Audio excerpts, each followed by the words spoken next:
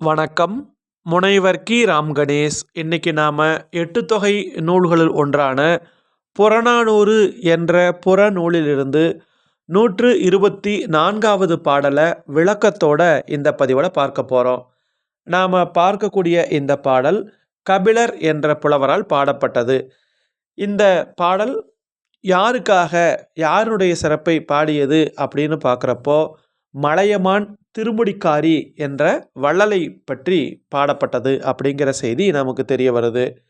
இந்த மலையமான் திருமுடிக்காரி இந்த அரசனை காரி அப்படின்னு சொல்லுவாங்க. இந்த கடையெழு வள்ளல்கள்னு ஒரு 7 பேர்த்து சொல்லுவாங்க இல்லையா, அதில் வரக்கூடிய காரி அப்படிங்கிற வள்ளல் இந்த மலையமான் திருமுடிக்காரி தான் அப்படிங்கிறத நாம் நினைவில் வச்சுக்கணும். இந்த பாடல் எதை பற்றி சொல்லுகிறது அப்படின்னு பார்க்குறப்போ, அந்த மலையமான் திருமுடிக்காரியினுடைய கொடை சிறப்பை பற்றி, அவர் யார் கேட்டாலும் இல்லை என்று சொல்லாத ஒரு தன்மை வாய்ந்தவர், மிகச்சிறந்த வள்ளலாக விளங்கியவர். அப்போ அவருடைய அந்த வள்ளல் தன்மையை புகழ்ந்து சொல்லக்கூடிய வகையில் தான் கபிலர் இப்போ நாம் பார்க்க போகிற பாடலை பாடியிருக்கிறார். மொத்தம் 5 அடிகள் கொண்டது தான் இந்த பாடல். முதல்ல பாடலையும் அதற்கு பிறகு அதற்கான விளக்கத்தையும் நாம் பார்க்கலாம். இப்போ பாடலை பார்க்கலாம். நாள் அன்று போகி புல் இடை தட்ப பதன் அன்று புக்கு திறன் அன்று மொழியினும் வரிது பெயர்குனர் அல்லர் நெறிகொள பாடு ஆன்று இறங்கும் அருவி பீடுகெழு மலையர் பாடியோரே. அதாவது நாளன்று போகி, இப்போ மலையமான் அந்த திருமுடிக்காரியை பார்க்க போகிறதுக்காக கிளம்புறாங்க. அப்படி கிளம்பும்போது நாள் அன்று போகி, அதாவது நல்ல நாள் அல்லாத நாளில் போனாலும் சரி. ஒரு சிலர் கொடுக்குறப்போ என்ன பண்ணுவாங்கன்னா, இன்றைக்கி நல்ல நாள் இல்லை, நாளைக்கு வா, நாளை மறுநாள் வான்னு சொல்லிடுவாங்க. ஆனால் மலையமான் திருமுடிக்காரி அப்படி அல்ல, அது நல்ல நாள் அல்லாத நாளில் போனாலும், அதான் நாள் அன்று போகி, அது நல்ல நாள் அல்லாத நாளில் போனாலும் அப்படின்னு அர்த்தம். அப்போது நாள் அல்லாத, அதாவது நல்ல நாள் அல்லாத நாளில் போனாலும். அடுத்து சொல்கிறாங்க பாருங்களேன், புல் இடை தட்ப. புல் அப்படின்னா பறவை. சில நேரங்களில் சில பறவைகள் போகிறப்போ சகுனம் தடையாக இருக்கும்.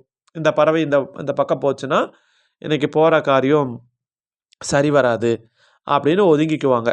ஆனால் மலையமான் திருமுடிக்காரியை பார்க்க போகிறப்போ இந்த மாதிரி ஏதாவது பறவை சகுனத்தடை வந்துச்சுன்னா, இப்போ பறவை பறந்து போகிறது நமக்கு கெட்ட சகுனமாக தெரிஞ்சால் கூட பரவாயில்ல, அப்போ போனாலும் சரி, அப்போது நல்ல நாள் இல்லாத நாளில் போனாலும் சரி, அல்லது சகுன பறவைகள் தடுத்தாலும் சரி. அடுத்து பாருங்களேன், பதன் அன்று புக்கு, அதாவது பக்குவம் இல்லாத ஒரு சூழல். அதாவது எப்படி சொல்கிறது, இந்த நேரம் போனால் அரசனை பார்க்க முடியாது, அதாவது அரசன் ஒரு முக்கியமான ஆலோசனையில் இருப்பான், அல்லது வேறு ஏதாவது வேலைகளில் இருப்பான். அப்படிப்பட்ட அந்த பக்குவமல்லாத அந்த சூழலில் போனாலும். அடுத்து பாருங்களேன், திறன் அன்று மொழியணும். அந்த அரசனிடத்துல போய் ஒரு சரியில்லாத சொன்னாலும், ஏதோ நமக்கு சரியாக சொல்ல வரல, பரவாயில்ல, எதையாவது ஒன்று சொன்னாலும் சரி, திறன் அன்று மொழியணும். அப்போது எந்த திறனும் இல்லாமல் அந்த திறனற்ற சொற்களால் நாம் பேசினாலும் வரிது பெயர்குனர் அல்லர். வரிது என்றால் சும்மா சும்மா அவங்க திரும்பி வர வேண்டிய அவசியம் இல்லை.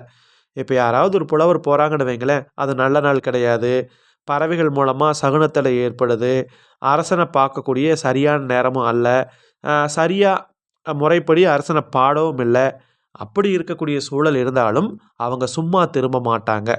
ஏன்னா அரசன் பொருள் கொடுத்து தான் அனுப்புவான். அப்போது அத்தனை சகுனத்தையும் அவன் தவிடுபொடியாக்கி விடுவான். நல்ல நாள் கெட்ட நாள்னு கிடையாது.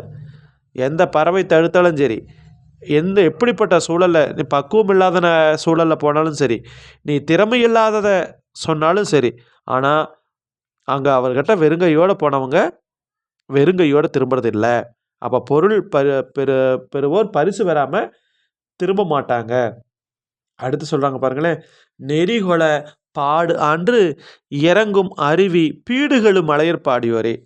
அப்போது வழி அமையுமாறு அந்த ஒளிமிக்கு விழக்கூடிய அந்த அருவியை உடைய அந்த மலைக்குரிய மலையமானை பாடி செல்பவர்கள் திரும்பி வரும் கையோடு வருவது கிடையாது. அவர்கள் நல்ல செல்வாக்கோடு தான் வருவார்கள்.